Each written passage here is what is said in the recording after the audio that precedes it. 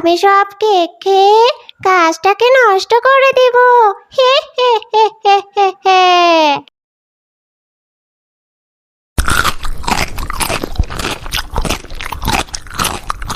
আহ আহ এ কি হলো আমার? আমার মুখ দিয়ে রক্ত বমি কেন বের হচ্ছে? হিহিহি হিহিহি, কি যে মজা লাগছে আমার। কত কান্নাকাটি করার পর অবশেষে মা আমাকে কেক খাওয়ার জন্য টাকা দিয়েছে। আমি মজা করে কেক খাবো। আহ কি সুন্দর ঘ্রাণ আসছে না। আহ আরে এত শখ করে কেনা কেকটা মাটিতে পড়ে গেল। এবার আমি খাবো কি? এই শিকড়ের বাচ্চা শিকড়ের জন্য আমার কেকটা নষ্ট হয়ে গেল। এবার আমি খাবো কি? কত কষ্ট করে কান্নাকাটি করে মায়ের থেকে টাকা নিয়েছিলাম কেক কিনে খাওয়ার জন্য। আমি কেকটা কিনে খেতেও পারলাম না। হ্যাঁ হ্যাঁ হ্যাঁ, আমার কেক। এই মিষ্টি মেয়ে, কেক নষ্ট হয়েছে বলে এত কান্না করতে হয়? যাও বাড়িতে যাও, আর বাড়ি থেকে টাকা নিয়ে বাজারে গিয়ে আরো একটা কেক কিনে খাও। কেঁদো না গো, তুমি আর কেঁদো না। চুপ করো তো গাছ, তুমি একদম চুপ করো। তুমি আর কোনো কথা বলবে না। তোমার শিকড়ে হোঁচট খেয়েই তো আমি পড়ে গেলাম, আর আমার কেকটা পড়ে গিয়েই তো নষ্ট হয়ে গেল। আর তুমি কিনা বলছো টাকা দিয়ে কেক কিনে খাওয়ার কথা? তা কোথায় পাবো কেক কিনে খাওয়ার জন্য টাকা? এই একটা কেক কত কষ্ট করে কিনেছি আমি জানো? আমার মা অন্যের বাড়িতে কাজ করে সেখান থেকে টাকা জমিয়ে আমাকে কিছু টাকা দিয়েছিল। অনেক কান্নাকাটি করেছি দেখে কেক খাওয়ার জন্য। এখন কি মা আমাকে আবার টাকা দেবে কেক খাওয়ার জন্য? আমরা কি বড়লোক? আমরা তো গরিব। এত টাকা আমরা কোথায় পাবো? হলো না, আমার আর কেক খাওয়া হলো না। এই শিকড়ের বাচ্চা শিকড়ের জন্য আমার কেকটা নষ্টই হয়ে গেল। এখন আমি কে খাবো? আহারে, মেয়েটার কথা শুনে মনে হচ্ছে ওরা অনেক গরিব।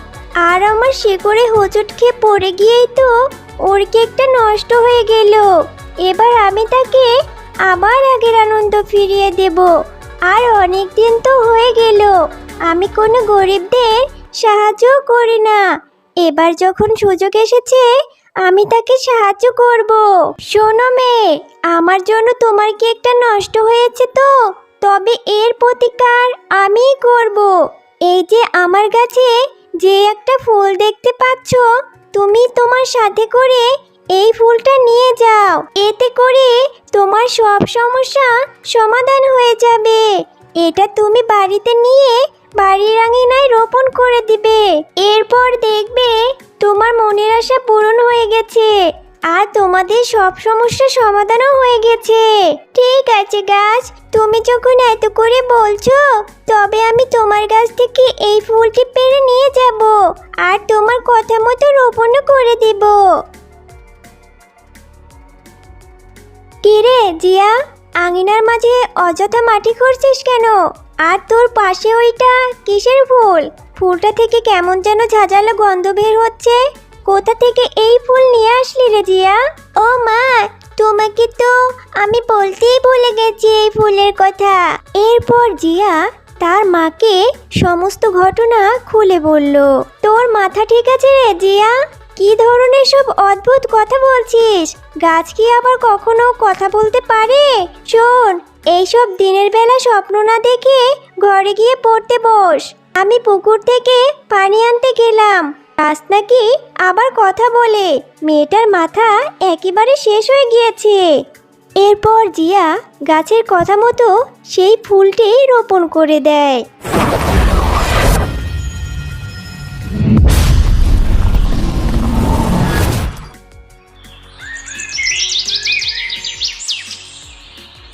কাল যে জায়গায় আমি ফুলটা রোপণ করেছিলাম সেইখানে কেকের গাছ হয়েছে।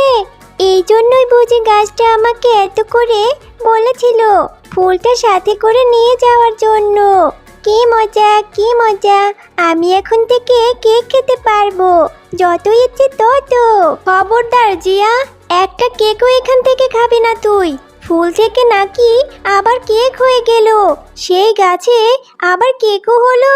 কেমন যেন আমার সন্দেহ হচ্ছে, এটা কোনো খারাপ কিছুর আভাস নয় তো? তুই যেন আমাকে কোন গাছের কথা বলেছিলি, নিয়ে চল তো আমাকে সেই গাছের কাছে, আমিও দেখতে চাই কোন গাছ তোকে সেই ফুল দিয়েছিল। আচ্ছা ঠিক আছে মা, তুমি চলো আমার সাথে, আমি তোমাকে এক্ষুনি সেই গাছের কাছে নিয়ে যাব মা। এ গাছ, বলো তো তুমি আমার মেয়েকে কেন ফুল দিয়েছিলে? সেই ফুল থেকে কেকের গাছ হয়েছে, কোনো খারাপ কিছুর উদ্দেশ্যে তুমি আমার মেয়েকে ফাঁসাতে চেয়েছো না তো? নিশ্চয়ই এই গাছের কেক খেলে আমাদের অনেক ক্ষতি হয়ে যাবে। না না গো, তুমি আমাকে ভুল বুঝেছো।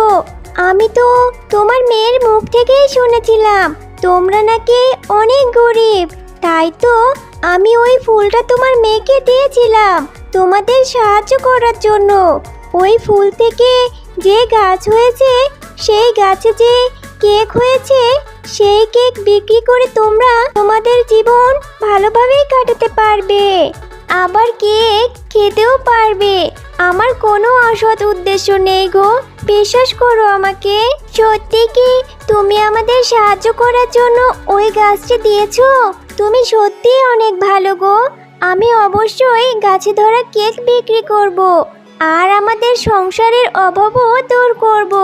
তবে হ্যাঁ, ওই গাছে দুইবার কেক ধরবে, একবার দিনের বেলায়, একবার রাতের বেলায়। দিনের কেকগুলো তোমরা খাবে আর বিক্রি করবে, আর রাতের কেকগুলো ভুলেও ছুবে না আর খাবেও না, বুঝেছো? যাও, এবার তোমরা বাড়ি চলে যাও। চল মা, আমরা গাছ থেকে তাড়াতাড়ি কেকগুলো পেড়ে নেই। এই কেকগুলো নিয়ে তো আবার বাজারেও যেতে হবে। কেকগুলো দেখে বেশ সুস্বাদু মনে হচ্ছে, মনে হয় কেকগুলো বাজারে নিয়ে গেলে সবাই কিনে নেবে, আর গাছে ধরা কেক বিক্রি করে আমরাও অনেক টাকা পাবো, আর আমাদের অভাবও দূর হয়ে যাবে। এই জন্যই তো আমি অপেক্ষা করছিলাম। আমি ঠিক জানতাম ওই গাছ আবার তার ফল ও ফুল দিয়ে কাউকে না কাউকে সাহায্য করবে। ওই গাছের অনেক ফল আর ফুল আমি নষ্ট করেছিলাম বলে ওই গাছ আমাকে অনেক শাস্তি দিয়েছিল। সে বলেছিল আর ফুল ও ফল দিয়ে নাকি সে গরিবদের সাহায্য করবে, এই বলে আমাকে অনেক অপমান করেছিল। এই বলে অপমান করে আমাকে সেইখান থেকে তাড়িয়ে দিয়েছিল। সেই দিনই আমি পণ করেছিলাম ওই গাছ যদি কখনো কাউকে সাহায্য করে, সেই সাহায্য করা জিনিস আমি নষ্ট করে দেব। আজ ওই গাছ ওই শিয়ালিনীর মেয়েকে কেকের গাছ দিয়ে সাহায্য করেছে, তাই না? এবার দেখ, ওই গাছের সব ফল খেয়ে আমি নষ্ট করে দেব।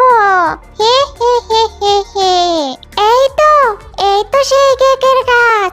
এখনই আমি সব কেক খেয়ে গাছটাকে নষ্ট করে দেব। হে হে হে হে হে হে।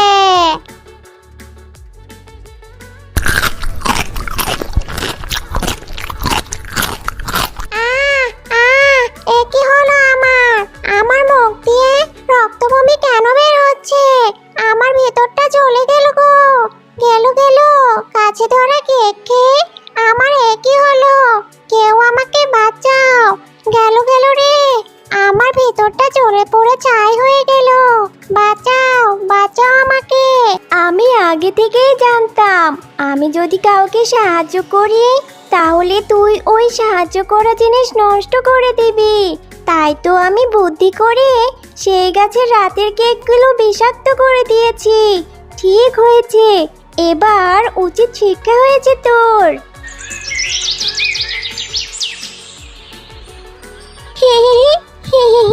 কেকগুলো খেতে সত্যি অনেক মজা মা, আর কেকগুলো রোজ বাজারে অনেক ভালো দামে বিক্রিও হচ্ছে।